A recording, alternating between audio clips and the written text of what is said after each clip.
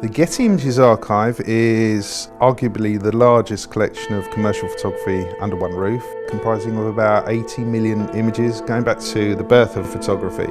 The vintage room is where we keep our valuable, attributable, rare, fragile material, and it is a real treasure trove of photography. There's probably an example of most major photographers' works here somewhere. People like Man Ray, Cartier-Bresson, Brassai. Our vintage room really plots the whole history of photography from its inception to really the end of film photography and everything in between.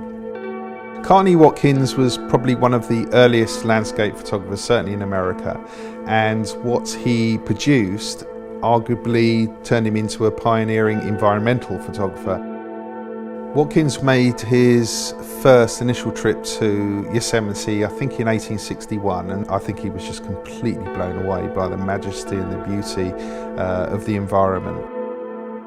To get up to particularly one of the places where he shot from, which is what's called Glacier Point, is 9,500 feet above sea level, so it would take him forever to get there.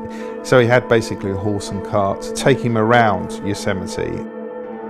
The fact that his camera was so huge and his plates were so huge meant that he captured every little detail and every little nuance of the scene that he was shooting, so that the quality of the imagery, even 150 years later, is extraordinary. One of the first albums that he produced came into the hands of a gentleman called Senator John Conis. Quite by chance, he happened to show this album to Abraham Lincoln. He was in Congress. Lincoln, having seen these pictures, passed what is known as the Yosemite Grant. And the Yosemite Grant basically forbade any commercial development in that area. So really paving the path for the national park system. This was the icing on the cake, because otherwise people just have to imagine how wonderful these places were.